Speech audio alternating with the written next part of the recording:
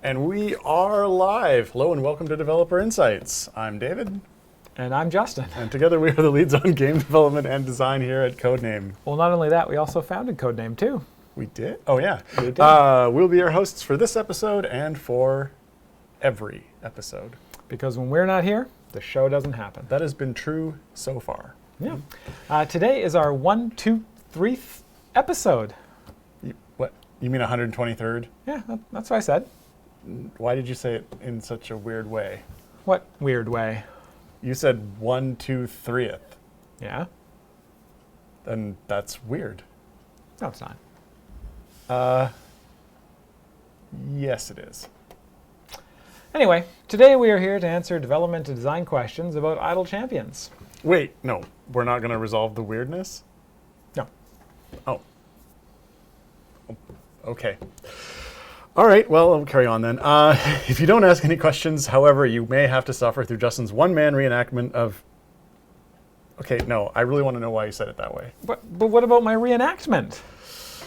You can have your reenactment when you explain your weirdness. Okay, well, it's just a fun number. 123, 123, That's it. That's not very satisfying. I do not accept your answer. We're going to have to agree to disagree on this and move on. Anyway, I can't believe you wrote that. That's absolutely terrible. What a great intro. As always, Definitely we have in our top 123. Yeah, without question. Anyway, we have pulled forward some questions from the previous show, and we will get to answering those while we wait for new questions to come in. But before we get to that, I do have a few updates from the dev team from previous items that we flagged to get looked at. So without any further stalling for time, because that's clearly what we're doing, yeah, let's get started with those. Let's see. So off the top, actually, I do have about 6 items here that Peter says are in, but are going out in the next build. So these are done, but they're in the next build, and that includes the Briv skip over 2000 to land on 2001. There is now a tooltip showing the name of the Modun Core that is currently equipped on the multi-party dialogue. We've changed the Modun buff icon to show the currently active core. There is a... What do we got here? Modon XP needs to be capped so it doesn't overflow and break. Yes. If you were one of the people who have been approaching the integer max on your Modon XP, that is now capped and it will not overflow, resulting in... You mean if you are the one person? Oh, yes. Well, I didn't want to call them out. I'm going to single them out. But yes, that is now capped. When you hit that integer max, it won't roll over and break your Modon XP. We have we've added tabs to the inventory, so it's now sorted, or sorted might not be the right word, but they're categorized. So now I think there's a chest category, a potions category, a scrolls category, contracts, scrolls, pigments, and something else. Chests? I don't have a list of top. Sorry, what were you talking about? The inventory has now been categorized. Oh, yes. Yeah, there were a bunch of categories. Somebody ran those past me, and I said, those seem great, but let's add an other category in case we forgot something. Oh, right. And currencies. Currencies, yeah. So that should make it a lot easier to look through your inventory. And while this won't come up for a little while, pigments are now going to be part of legendary dismantles. And of course, I have an enormous list of in-progress items, but the one item that I'm going to highlight today is the bench builder, which is well underway and will be ready soonish. But it's certainly a very complex feature, so it's going to have a bunch of polish before we hand that off to everybody. Okay, let's get on to the questions. First question that was left over from last week's show is from Foolish Genius, not Previous Genius. Foolish Genius 89 asks, if Theora gets a glitch feat, would that race change path? What is wrong with me today? That race changes pass on adjacent champions due to her functionality. If Theora gets a glitch feat, would that race change pass? No, would that race change pass on to adjacent champs due to her functionality? I'm not sure why I couldn't read that sentence. It is a little bit, So, this was a fun question. We actually looked at this after last week's stream to see what it would do. And my read of the ability and how we believe it is implemented is that, yes, if that were to happen, then Theora could potentially pass on a race change from a feat to everyone who was adjacent to her, due to her ability to pass on feats that affect her, which would be really interesting, I think, as, yeah. It'd be a very interesting mechanic for certain champions to interact with. So maybe we will do that someday. Who knows? It'd be really fun, though. Someone in the chat named Peculiar is asking me if I'm being weird. You're not being weird. You're just being peculiar. It's totally different. All right, next question. This one is from Moses Karada. Yeah, that's what it is. It's been a while since I've had really difficult names. Can we get typable fields on all search fields? Finding champion achievements requires knowledge of what event they're tied to, and I have to rely on other sources to do that. It would be great if I could type in the champion's name and have it filtered down just to them. Yeah, that's an interesting idea. So I think the main reason I think we don't do text search fields is just because they're not super cross-platform friendly. Typing stuff in using a console controller is a pain in the butt. And I think there was something with like the Switch one where like we even had issues just bringing up a text box, like a keyboard in it. I don't remember the specifics of that. Obviously not an issue anymore, but I know we've definitely had issues with that. Yeah, I think there's, I think you're right. Sort of on one level we don't, we try to shy away from that because of making sure the interfaces work across platforms, but then it is one of those things where if we could provide a better, just because we can't provide the same functionality across all platforms isn't necessarily a good reason not to offer it in the platforms that we can. I would wonder if that particular field, if it would make sense for there to be something that that just made that easier to find for the information you're trying to find. I think my approach to it is that, so one of the things we've talked about on the show in the last little while is sort of our priorities for after Events 2.0, and one of those priorities is reworking the champion profile dialogue. And I think if the main sort of use case here is that folks are looking for achievements associated with a particular champion, then the best place to put that would be on the actual champion's dialogue profile itself, or on the champion character sheet. Yeah. So I think this is something where I'm going to highlight this and just double check that we haven't included that in the design, and hopefully that will sort of cover the main use case that you're looking to solve for this, and then we don't have to do this particular thing. Yeah. Because if it's just to solve one thing, then I don't think it's worth kind of the work to get it in there across all platforms. Yeah, for sure. Okay, next question, and the last one left over from last week's show is... Bit of a silly question for this last one. Okay, I haven't read it yet.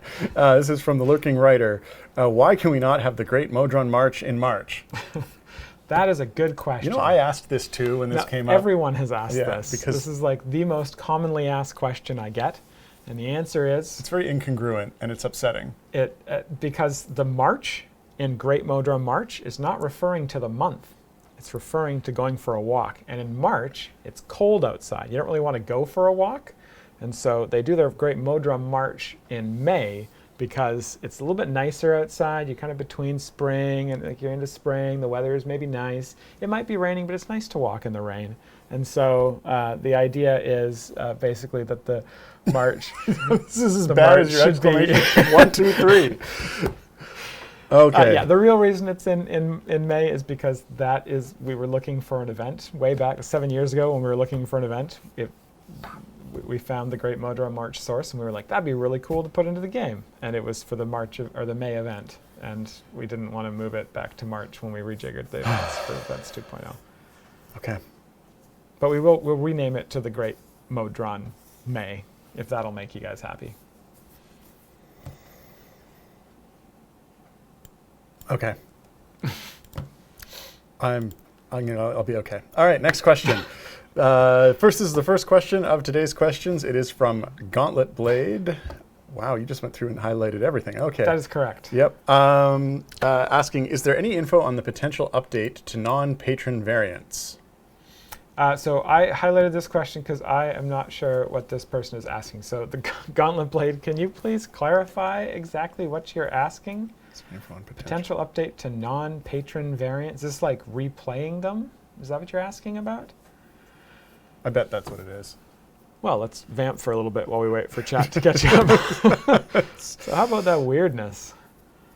I thought we should do some sort of joke about 1, 2, 3, because you always get on. You always get on me when I don't do jokes about the particular. But wouldn't number, it be like easy as 118? 1, 2, 3? That's sort of where you should have gone with that. The unlocking of completed. So being able to replay completed variants.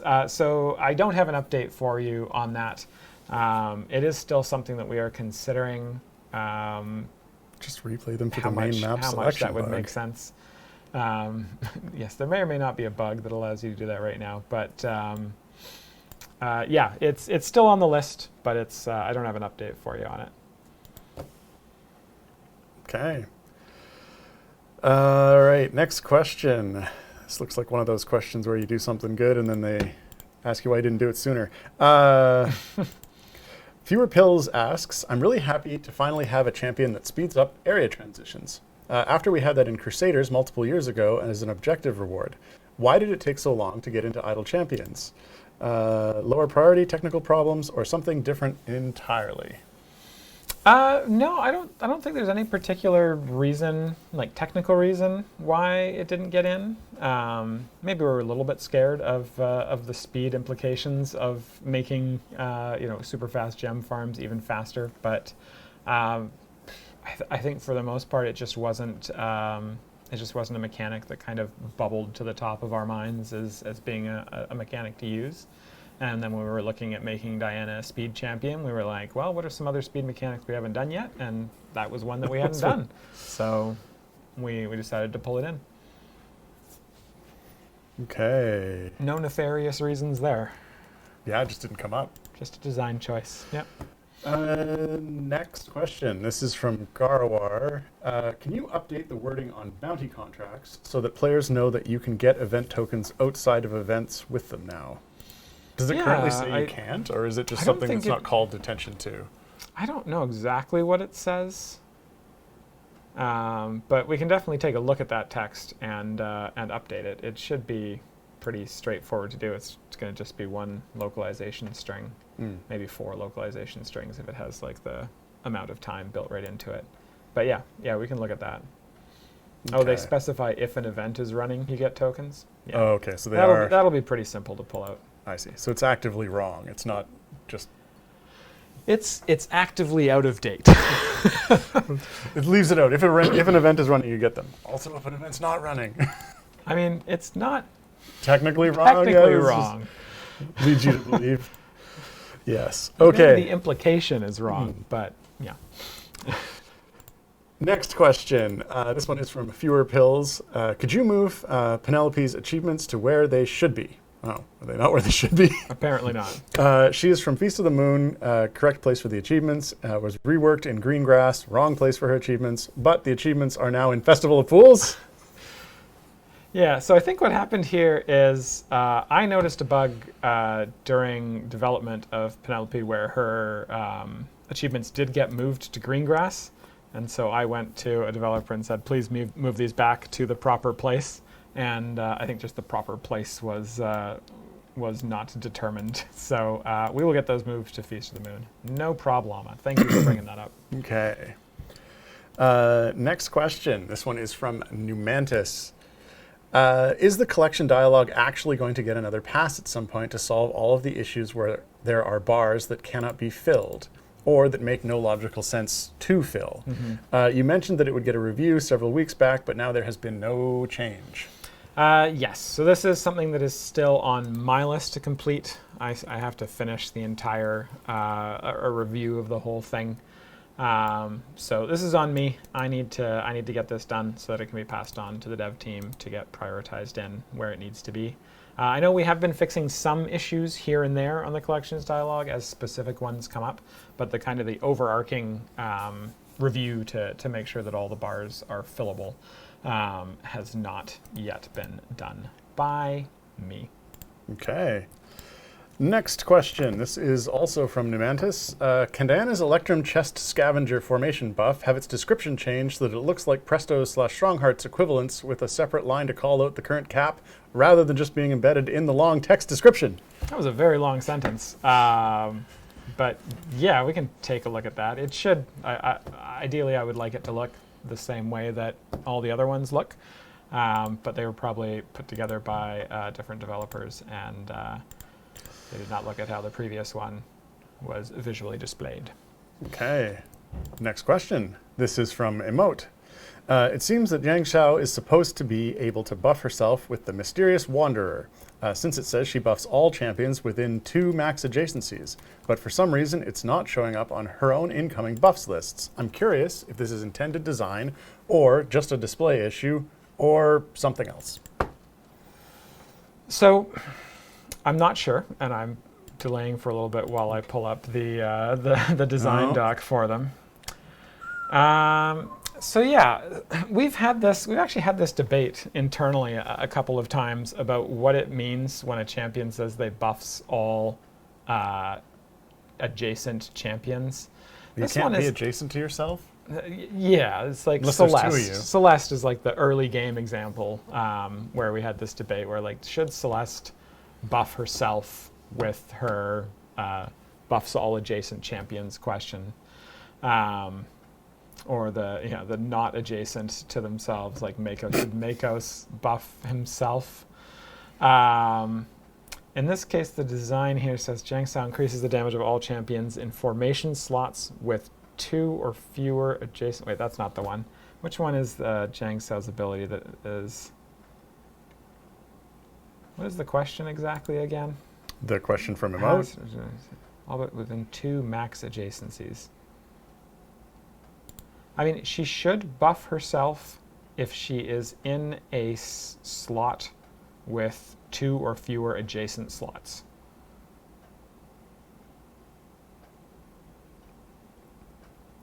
All right. Well, it sounds like we should confirm. She should be able to buff herself. The ability should be positional, regardless of who she is. Or 3 with a feat, sure, yeah. Yeah, so she should be able to. We can highlight that one and double check. But I do want to be clear, it's not within 2 slots of herself. It's within a formation slot that has at most 2 adjacent other slots. So it should buffer. She should show up in the incoming. Okay. This is another thing where hopefully when we do the champion profile rework, it will handle some of this stuff, because we just want to update the incoming and outgoing effects in that to be more complete and show all incoming, outgoing effects. And maybe there's an issue here where, because it's outgoing from her, it's not showing up in the incoming or something like that. But certainly the new profile dialog should clarify this. If there's something that's not showing up in incoming effects, then it is not affecting them. Right. In the new one. Yes. In the old one, I don't know. Maybe there's a weird edge case. Well, that would be weird. It would be weird. Yeah. Okay. Next question. This is from GauntletBlade. Is there a clear date for when Ren will drop as the Evergreen Champion for the festival? What is that one? It's Fortune's Wheel, the Fortune's Wheel campaign. Right. So no, there's not a clear date for that. Ren being the Evergreen Champion for Fortune's Wheel. I don't even know if we've announced anything about the Evergreen Champion for Fortune's Wheel. I know Ren exists in the Fortune's Wheel campaign, and I do have a funny piece of trivia for this, which is why I actually highlighted it. Not because I wanted to give out any particular spoilers. But when we were putting together kind of the design of the Fortune's Wheel campaign, we had this idea of a character who would join you, and then potentially also die a couple of times along the way. Kind of like, there's that episode of The Next Generation where they get all their memories wiped, and then there's like a new commander, and then they like think they're at war with another species, and this new commander is like pushing them to wars, and it turns out he's like a member of the opposing. Yeah, no, Good episode. Yeah. Ren was kind of like that sort of initial idea, and initially we didn't have the name Ren for them, and so I think we just called them Steve. And so they got called Steve in all these design docs, and then eventually like the actual writing team came up with a name for them and this backstory and all this stuff. But to this date, there are some design documents that still reference them as Steve. Okay. Which hopefully that will not slip out into the actual game, because there's a couple of places where I could see it accidentally slipping out if we're not careful. And you sure it's not Alan? No, it's Steve. Oh, okay. Okay. Yeah. Next question. This one is from fewerpills. Could you include the link to the spotlight video on Darius and Penelope's champion sheet, just like you do with new event champions, and also now Grama? Thank you. I feel like we have a theme of this today's episode where it's like, yes, that is something that is going to be highlighted on the new character sheet. On the new character sheet. But it is also something that exists on the old character sheet, I believe. And so we will double check and make sure that those are set up. I think the data is probably just not set up properly for those. Yes, it's pronounced Bob. Yes, but how do you spell that? B-A-W-B. There's a whole subreddit for that. It's like the Tralea subreddit. The tra-la-la-la-la? That's how I pronounce it in my head when I read it, because okay. I don't actually know how to pronounce it, but I do enjoy that whenever it pops up in my feed. Next question. This one is from, it's pronounced wife, yes. What is this, one of Elon's kids? Just named after the event. Y4E15. Right. Next question. This is from Garwar. Can we get current total acceleration under speed bonus in the potion manager to always show the CTA value even when the speed potions aren't in effect? We have other things that affect the value besides just the potions, and it would be nice to know what speed we're at without having potions running. Yeah, Peter's not going to like us today, because I'm just going to highlight that one in yellow as well. This is why I can't go down the list at the beginning of the show anymore, because there's like things. 40 items on the list. Yeah. Yeah, I mean, that sounds like something that would be handy, because there are some other mechanics in the game that increase game speed that are not just... Yeah, so yes. Yes. Sure. Okay. Next question. We get through questions quickly if the answer is just yes. Yeah, that's true. Maybe we can get through 123 in this episode. People didn't like that. We've only done 42. Next question. This is from Rough Rider 1995. If Gail will always be available for Elminster chests, should Karlach show Zariel and Nahara for Strahd in the shop? So yes, and I believe this is something that I'm surprised it wasn't on Peter's fix list, but I heard him talking about this earlier in the week as something that should be easy to fix. So I believe this will be fixed. I'm going to highlight it in yellow just to double check with Peter, but I believe it has been fixed. There was no particular issue or reason why they weren't able to show that there. So I think it's either like a data fix or maybe it's a client fix to get that to show up properly. Okay. Next question. This one is from Garwar, and specifically for you, Justin. It says, Justin, last week you made an offhand comment about feeling like favor would be easier to earn in Fortune's Wheel after a soft cap increase. Since the problem with earning favor in Fortune's Wheel is solely the gold find scaling on enemies as you go up levels and has nothing to do with how far you can push, why is it that you think this would make things easier? Yeah, the inflection is mine. I hear you. Yeah, so I mean, I see your point with this question. If you're already reaching Area 2000 regularly, you're not going to get any more progress by having the soft cap to help you out. But for players who are not yet reaching Area 2000 or who are reaching a lower area and struggling in there, having some more levels to purchase to be able to help you push further will help them get a little bit more favor. It won't help people who are already kind of at that 2000 level. The other side of that is that potentially when we do increase the soft cap next time, we're probably going to be looking at potentially increasing the area cap at the same time, and so that would potentially help with Favor and Fortune's Wheel as well.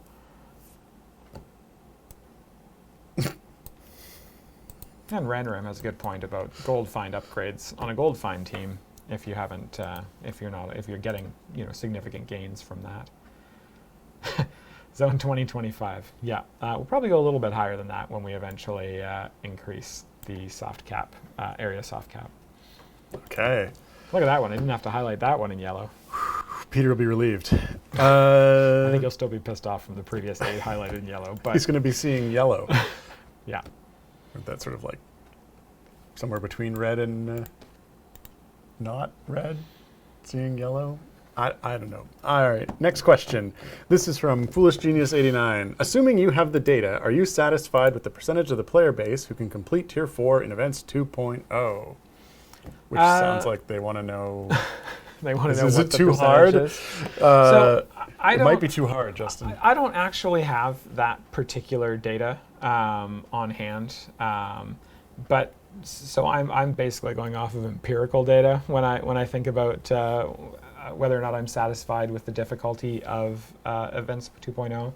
And the sort of empirical data I've seen on subreddits and Discord and stuff is that there will be people who are like, it's way too hard, it can't be done, and then will be people who like, wait, I like the challenge. Empirical? Doesn't empirical mean like is it actual the numbers? opposite? I think you've got it backwards. Oh, the opposite of that then. Anecdotal, that's the one. Sorry. Empirical's like, I've got the numbers, but I don't have the numbers. The empirical anecdotal evidence I've seen, the actual written down anecdotal evidence. Anecdotal? Oh my God, what's wrong with me? Anyway, the stuff I've seen on in the community seems to be kind of evenly mixed between it's too hard and I like a good challenge, and so I think we're close if we're not exactly there. But I think looking at the numbers is probably something that I'll end up doing in the next little while. But that would require me to actually think about what a satisfying percentage would be, and I haven't actually thought about that as well. Right around 70, I think. 70% of people should be able to complete Tier 4. I don't think it's that high. If I had to guess, based on entirely empirical anecdotal evidence, I don't think it's that high. Okie dokie.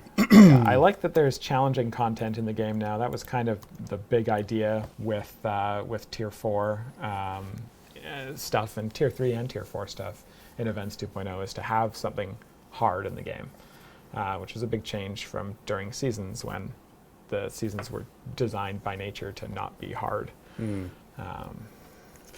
can just see it being sort of a little bit of discouraging if you can't get the bar to 100%. It's a bit of a double-edged sword, Yeah. Yeah. But we'll see. We got some ideas. Okie dokie. Looks like there's a giveaway ready. A giveaway? Do we do a giveaway? I don't know. Let me think. Oh, yeah. You mean our world-famous giveaway? Stream famous? Stream famous giveaway? Infamous? Channel famous? So, yes, there's a giveaway already, yes. Because we're halfway through the show, apparently. And the way this works, if you haven't been with us before, is very shortly there will be a keyword in chat. All you have to do is paste that keyword back in, and you'll be entered for a chance to win 42 chests of your choice. It can be any type of chest that exists in the game, except for Gloria Bahamut chests for some reason. There's the keyword today is Steve, with a capital S. I'm not sure if the capital S matters, but if you type Steve into chat, you'll be entered for a chance to win those chests. You get to pick the kind of chest if you win. You could do Modron component chests. You could do Gold Diana chests. You can even go back in time, get yourself some Season 6 chests if you really like the Season 6 champions.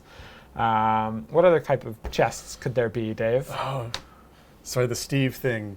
I'll get to that.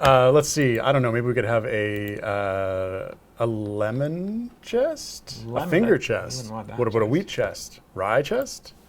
How about buffalo chest?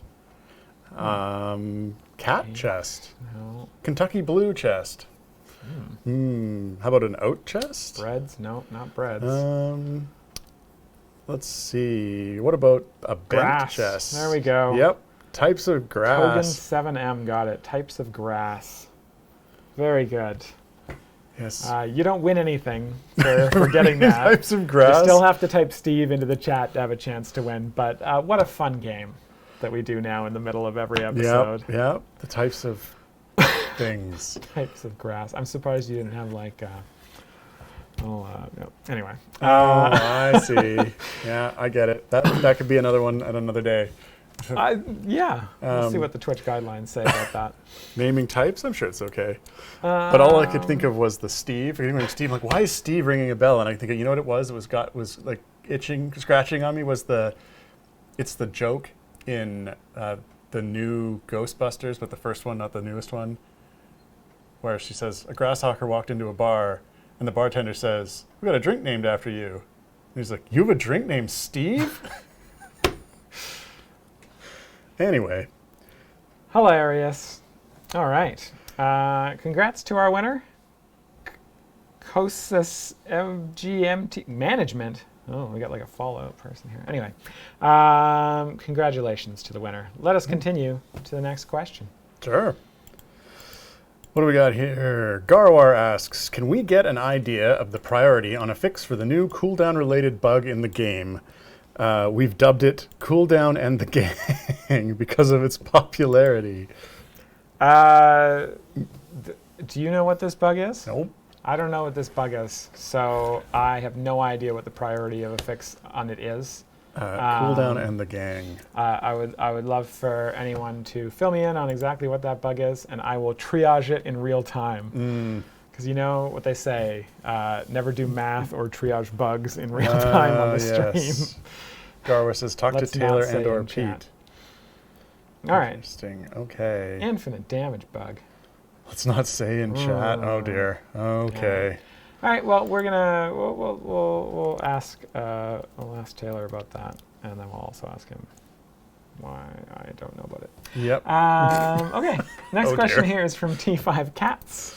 And T5 Cats would like to know ability to change Z levels faster when? Or I guess ability to change areas faster when. And not the speed ability that Diana has to let you change areas faster, but the ability to like scroll back and forth between the areas when. Right. So I was just checking to see if they had been reported. Actually a thing in there. Yes. Certainly a sort of a rework on the areas is on the list. It is. I don't have an exact priority on that. I know Justin has a list as long as his arm of features that he wants to get looked at now that we have a little bit of freed up development time. Obviously, certainly like things like the bench builder and like the inventory tabs, which of course actually came together quite quickly. But I'm not sure exactly where on the priority list sort of the being able to, or doing an adjustment to the area switching is. But it is actually one of those things I was actually thinking about it just yesterday and wondering if it made sense to even have something where you clicked on it and it just had like almost like a very large dialogue with like all of the levels, like literally finally you just click on the one. Ooh. That'd be a lot of circles. Yeah. With numbers in I don't know if that's necessarily a good idea, but it was something I was picturing yesterday thinking, I wonder if that would work. But it's... just let that, at that point, we go back to like the first or second question. We just let them type in the number. type in the number. Yeah. And every time you type in one of the numbers, it uses an ultimate. It probably would. Yeah, so we don't have a priority on that right now.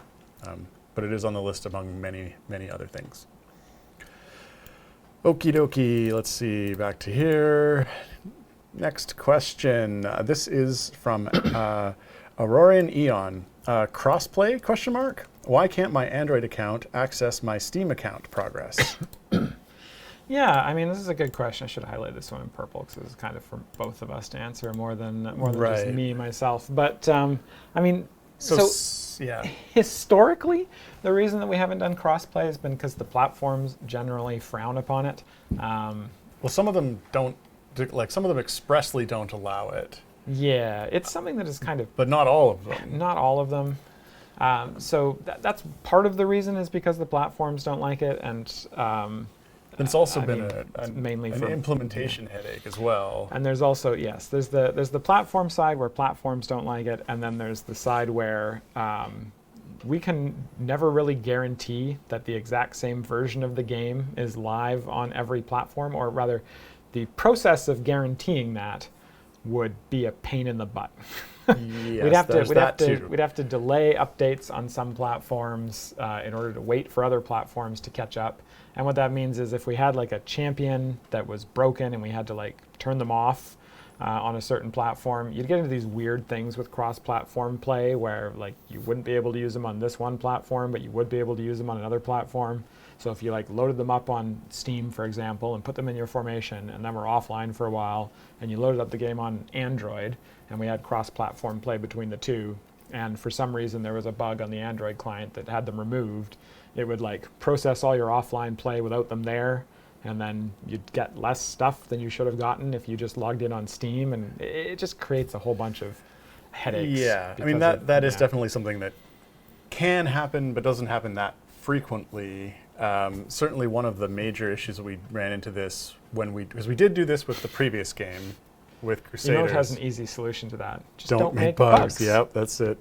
Easy. Why didn't we think of that? The challenge it's the credentials, like your sign-in credentials are also problematic because when you sign in on one platform, all of the platforms use their own identification services. So like when you log in on Steam, you're using your Steam account, and Steam identifies with or connects and identifies your account with the server. And when you log in on Epic, same deal, it's with Epic. And all the way down the line for all of the different ways that user credentials are handled. And so when you try to access your account on the other, we end up having to do a system where we've linked the credentials of one account to the credentials of another account, which is something that we could potentially handle if we had like a single sign-in location that was like you've signed up with Codename Entertainment and here's the account for that. But then that also starts to get into the sort of the weeds around where the accounts belong, whether you're a player that's an Xbox player or whether you're a Sony player, and so sort of there's headaches on all of the levels. There's headaches in the sign-in. There's headaches on potentially having features not being 100% parity all at 100% of the time. There's issues around platforms actually saying that we don't want you to do this because we don't want players moving between our platforms. Yeah. So they don't want. Yeah. Yeah. I mean, the platforms don't want you. Yeah. Like. Helgi Pete says there, they don't want you making a purchase on another platform and then using it on their platform. Yes, very much so. They're very and they don't want people who are playing protective of that. They don't want people who are playing on their platform being able to go off and play the same thing on another platform. It's like why we have platform exclusives and stuff like that. Yeah. So that's the long-winded reason as to why you can't play Android on your Steam account. Although Android and Steam are probably the two most permissive of the platforms.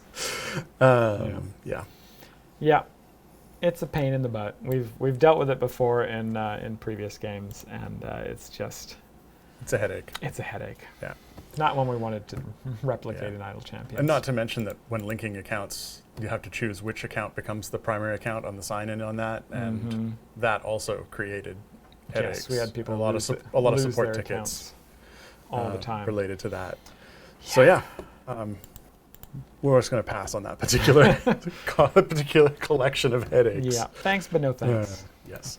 Okay, next question. This one is from Rough Rider 1995. Follow up from before. Should Thora Rush if her first kill is on a boss stage?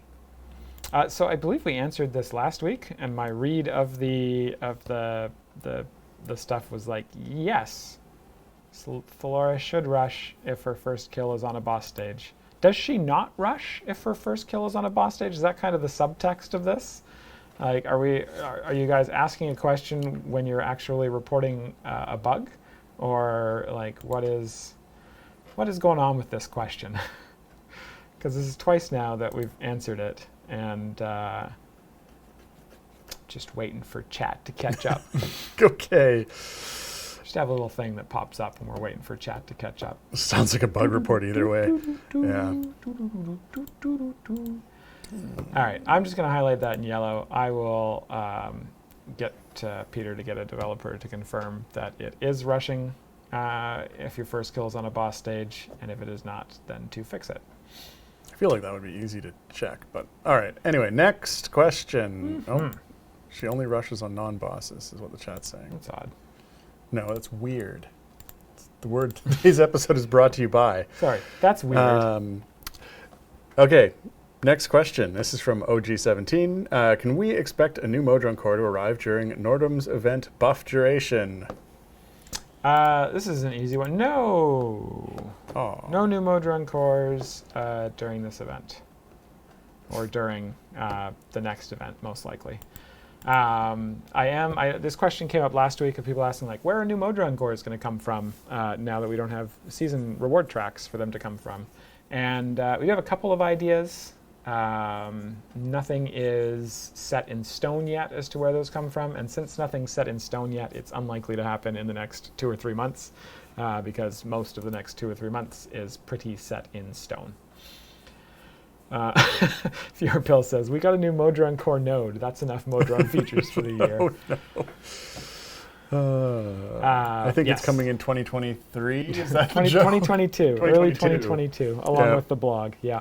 Yeah. Okay. Yeah. So I do have ideas for where new Modun Cores could come from. We just have to decide which one we want to implement, and then put it on the list. They come from the Modron Stork, Justin. We covered this. We did cover that last episode. They come from the Modron Stork. Very heavy to carry, actually. It's really. Next question. This is from Arandram. If Titania had a forced post-fact needless cap forcing both feats to be equipped at level cap, why is Diana designed the exact opposite, where she caps her effect at like 30% of her eye level cap with both feats? This is a great question. And wait, do you have a great answer for it? I do not have a great answer for it. The answer for it is because sometimes I like to try different things.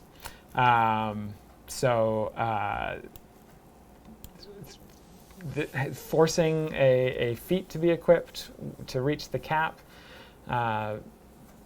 it was an experiment. In retrospect, I probably wouldn't have done that, which is why with Diana, we basically said, if you get the equipment to the cap, then you can free up those feat slots. If you don't have the equipment cap, then those feat slots can help you get to the cap pretty easily, one or both. So you kind of free them up as you go. Garwar says it feels like buying the feats is a waste. I hear that. I think it's something that there are different levels of people who play the game. Some people are going to get that speed item to the cap pretty quickly because it's not a very high cap in the case of Diana.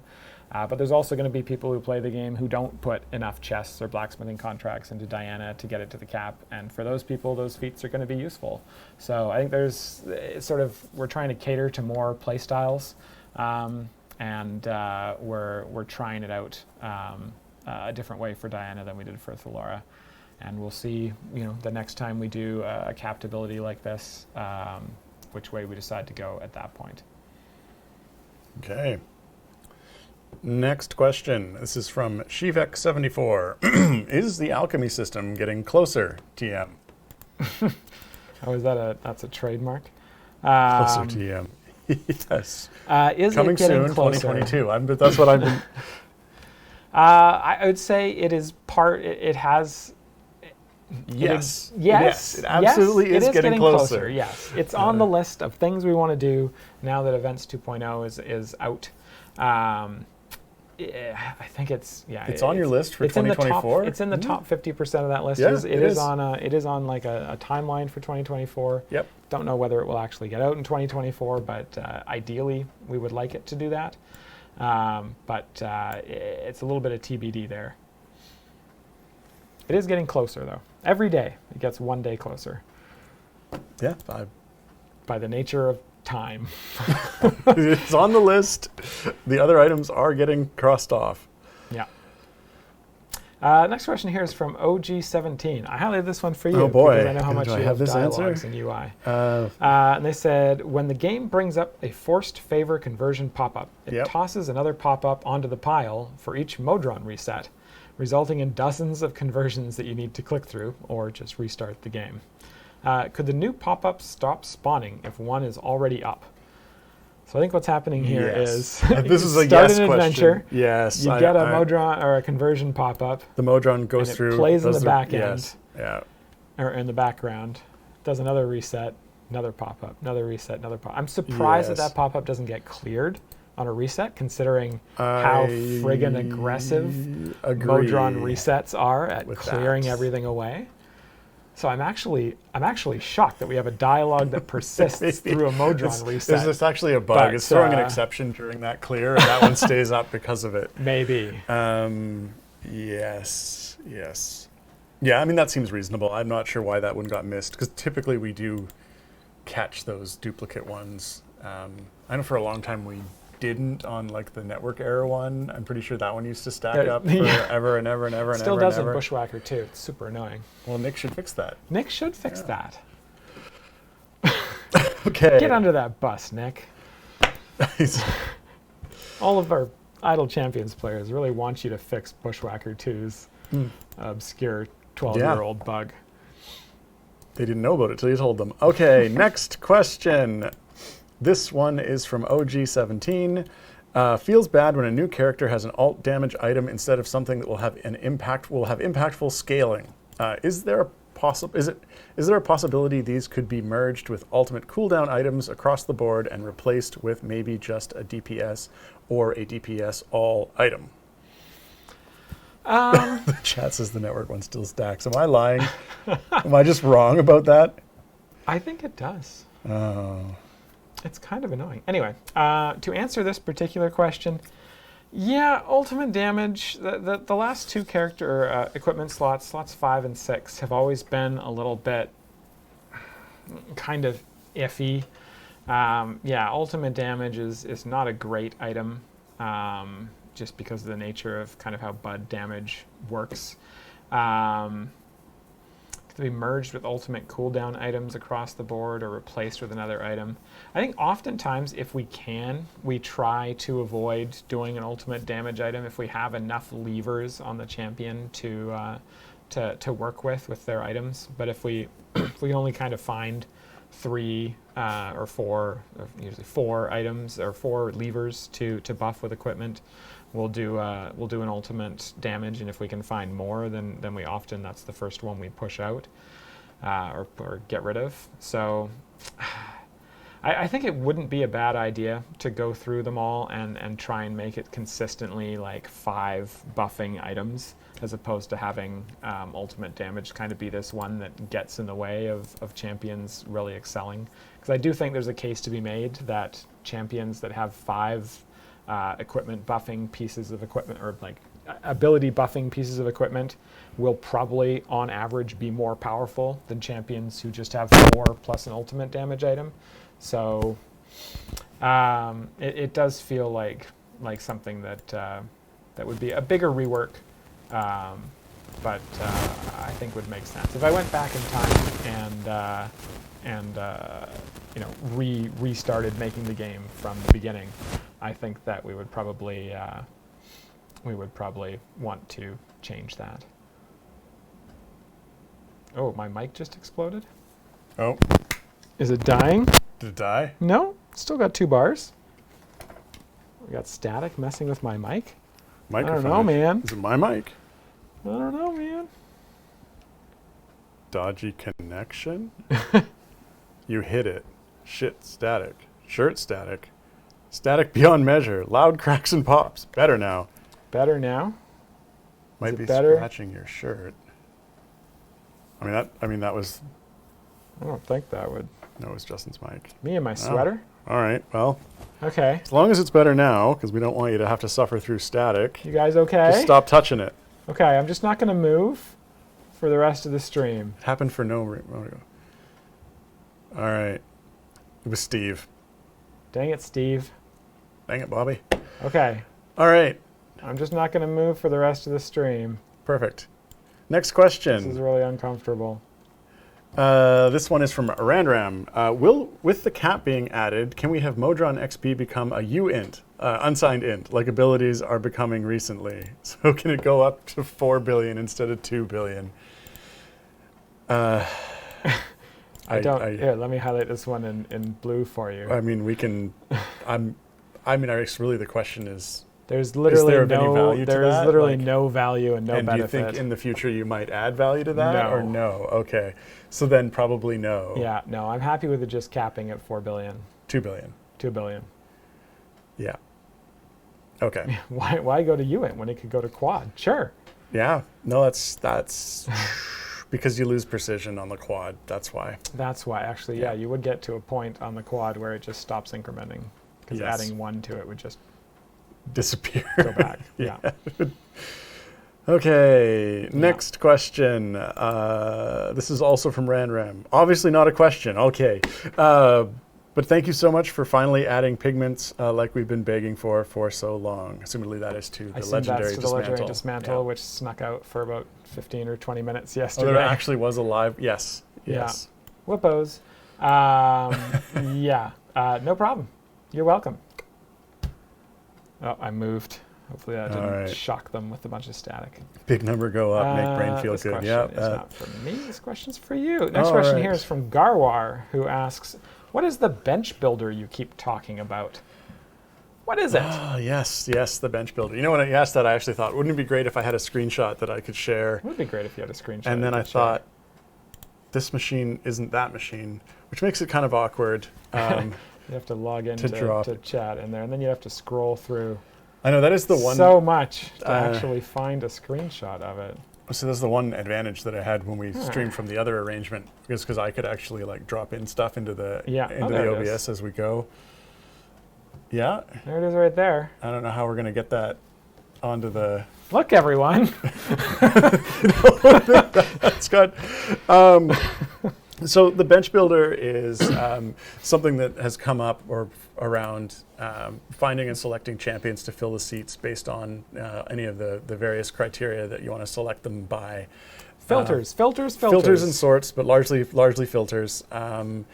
This is, I know Jared had been sort of a proponent for this for a very long time. I think even just from internal testing, trying to find characters that met certain patron requirements and whatnot, specifically because he had all the champions unlocked and you'd go to swap and there's none of that information is available in the normal swap, which I know for a lot of players would mean that they've gone to third-party sites to look that stuff up, which is easier than swapping the champion and checking their character sheet, etc. So the bench builder is a piece that I know Justin had sort of partially designed as part of going into the new character sheet, but it was also something that had been thought of on its own for quite a while, and it's just going to let you run the filters on your set of champions and then pull them down in and make a bench, fill in all the seats with champions that match that criteria. And in addition to that, we're going to add some also some other information to that swap dialog, a tooltip with a lot of the basics in there, just so that you know what you're looking at, and you don't have to swap them to get an idea of what all of their different attributes are, or go to a third-party tool for that. So yeah, we kind of talked about something similar to this idea on stream, probably, I don't know, back in February or January, where we were talking about basically being able to pull up a little dialogue that lets you search for champions with certain filters and then being able to, swap them onto the bench right away. And that it's sort of, the genesis was sort of from that, and then it's more of a full screen dialogue at this point. So yeah, if you want, for an example, True One Hedda says, for example, if I want a gold find Zerial party, sure, you can go into that, set the patron filter to Zerial, set the role. I think we have a role. No, we don't have a role in there. Oh yeah, role is at the very top. You can set role to gold find, and it will show you all the champions in the game that are eligible for Zerial and have the gold find role. It'll show you ones you have, ones you don't have, and then you'll be able to pull them down onto your bench right in place. Yeah. Swap them in from other formations or from other parties, etc. Yeah, and I think we've also got like a handy feature there that's like applies to current adventures, so you can be on a particular patron adventure and hit that checkbox, and then it filters out all of the qualified champions, or filters in all of the qualified champions. Yeah. Doesn't filter out the qualified champions. Yeah, and then it applies those in addition to all the other filters. So it's I think it'll be super duper useful, and it's coming soon, TM. It's coming along quite quickly, so I think it'll probably be the next kind of major quality of life feature that we put into the game. Yeah. So, yeah. Okay. Do I do one more? One more question. What's the question? Think. I've highlighted one more. That, All right. Well, let's go through an it. Easy answer. Nice and quick then. Hopefully the answer is yes. There's not a yes no question. At any rate, Togashidai. Togashidai. That's what I'm going with. Nope, we'll go with that. Yeah. Would like to know, can we get a rework of Dungeon Master to make pulling specific champs easier? You tend to reset to get the hero you want eventually, so maybe making it a bit more friendly. And maybe he could buff the drop rates for Diana and Presto.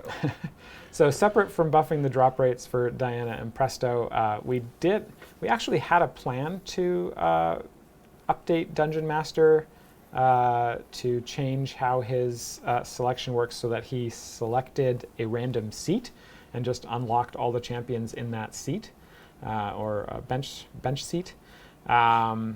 But for some reason, so it makes it mitigates it a little. It makes it go from like a 1 in 100 chance to a 1 in 12 chance, which is less resetting, and it doesn't make it any more powerful because you can only use one champion from each seat anyway. So that's my plan for making Dungeon Master a little bit easier to use, without just making it so you just unlock every single champion.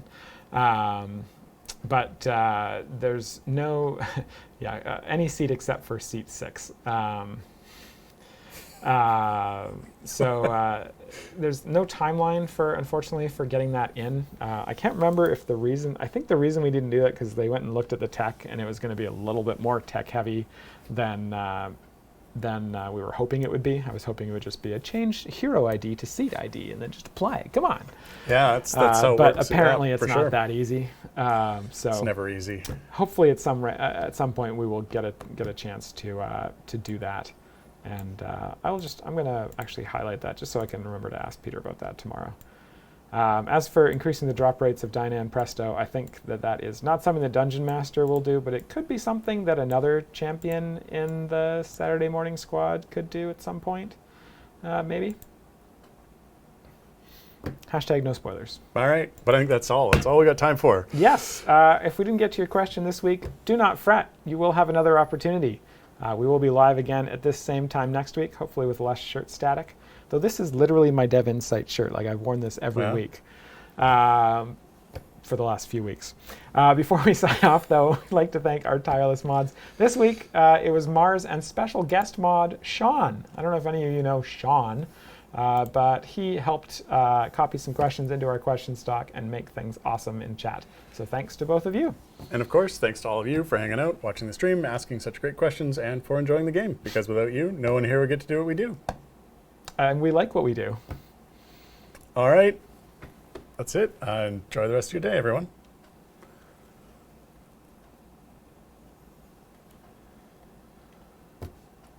So, Justin, I've got a couple of sock puppets for sale. Oh, yeah? Do you know anyone who's interested in taking them off my hands? Oh, it actually got me.